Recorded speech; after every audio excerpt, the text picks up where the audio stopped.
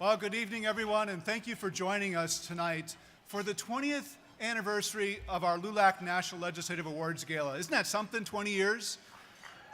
We're so excited. And I'll tell you, I'm personally very excited because I just had Maria Elena Salinas introduce me.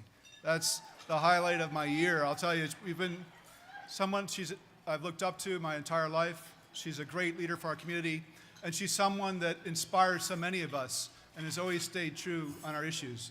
And then to be preceded by the incomparable Senator Dick Durbin, the person who started the DREAM Act and is still its greatest champion. We're so excited to have him here tonight as well.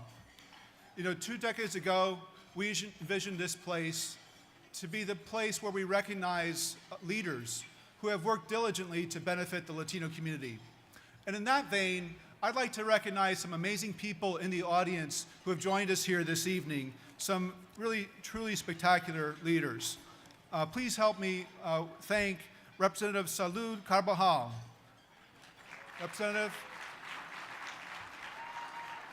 Representative Luis Correa, Representative Adriano Spellet, Representative Ruben Kiwin, Representative Darren Soto, Representative Maxine Waters, and we were just joined by Congresswoman Michelle Lujan Grisham, the new chair of the Congressional Hispanic Caucus. Thank you so much for being here. We also have some amazing Latino leaders of Latino organizations with us tonight as well. The President and CEO of National Council La Raza, Janet Murguia, is with us. Janet.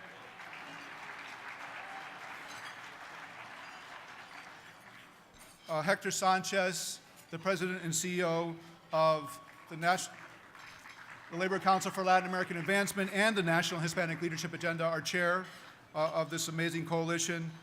Dominica Lynch, who is the new President and CEO of the Congressional Hispanic Leadership Institute. Dominica, thank you for joining us. Alma Acosta, the President of the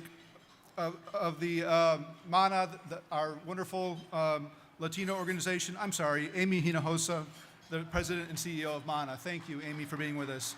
And Alma Acosta, who is the Executive Director of the Congressional Hispanic Caucus. Thank you, Alma, for joining us. Bruce Goldstein, the President and CEO of the Farm Worker Justice Organization. Bruce, thanks for joining us tonight. Marty Hayden, the Vice President for Policy and Legislation at Earth Justice, great partner organization. Dr. Elena Rios with the National Hispanic Medical Association, the President and CEO. Thank you, Dr. Rios, for joining us. A great friend and part of our sister organization, Sarah Jobs for Progress, Ignacio Salazar, who is the President and CEO, as well as the chair of ASER, the Hispanic Association on Corporate Responsibility. A great friend, Antonia Tijerina, who is the President and CEO of the Hispanic Heritage Foundation. Thank you, Tony, for being here tonight.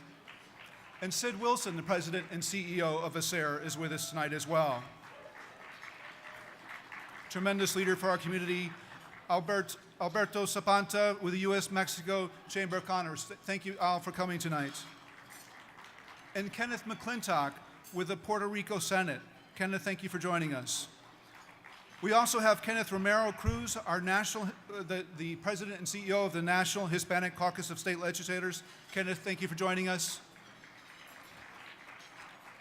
And we have Claudia Rabasso, who's the Special Assistant with Congressman Sandy Hoyer's office, a great friend and colleague. Yuri Beckelman, the Deputy Chief of Staff for Congressman Mark Takano's office, and our great friend, Mickey Ibarra, Chair and Founder of the Latino Leaders Network, and of course his own consulting organization, the Ibarra Leadership Network Group.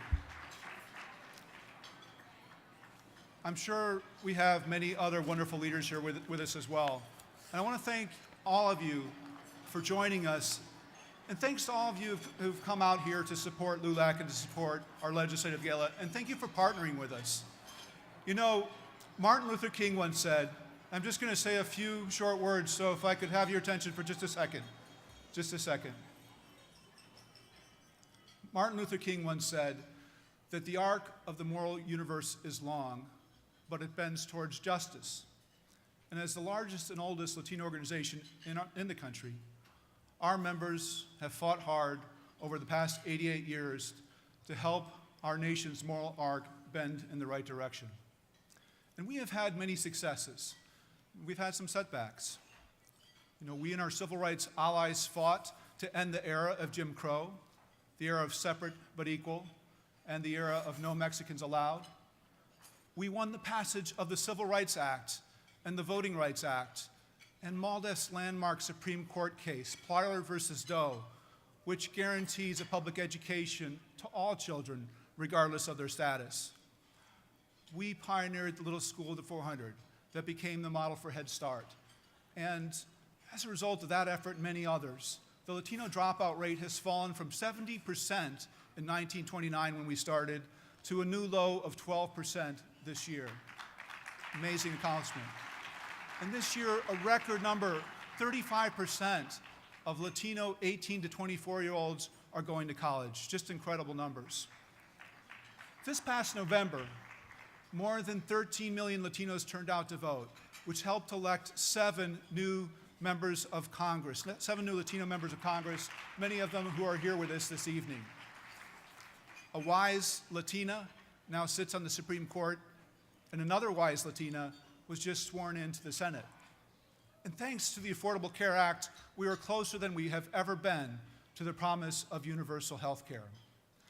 However, given the divisive political climate we now find ourselves in today, it may be hard to see the curve of the moral universe from up close. Many might even say that our morals are now being bent in the wrong direction. But we cannot lose faith that through our collective efforts, justice will yet prevail for our communities. President Donald Trump began his campaign for president by declaring that Mexican immigrants were criminals, drug dealers, rapists, and murderers.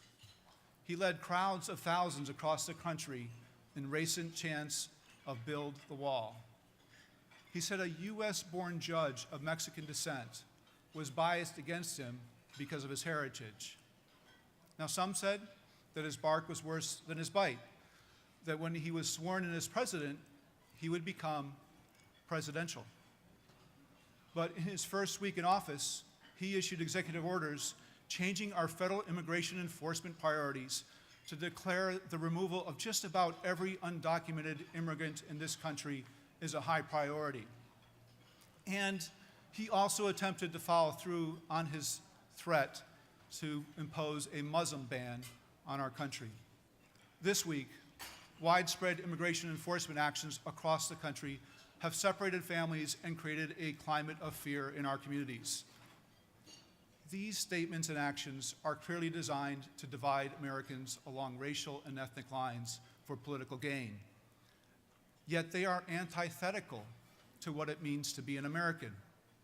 The fact is that we are still a nation of immigrants yearning to be free. With the exception of our Native American brothers and sisters, all of us have the blood of immigrants coursing through our veins. Every generation has been enriched by the work ethic, the culture, the vitality, the loyalty, the ingenuity of our immigrant communities.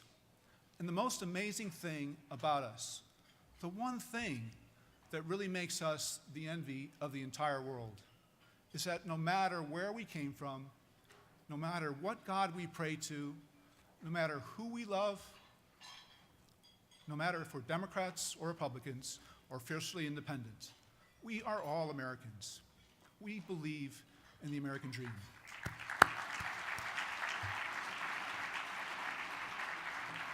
And we will fight to preserve and protect her.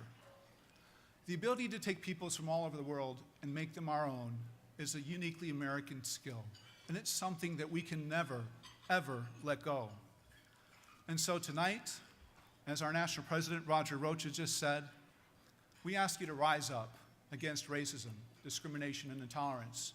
Unite our diverse communities into one determined movement and defend the American dream from those who would seek to end it.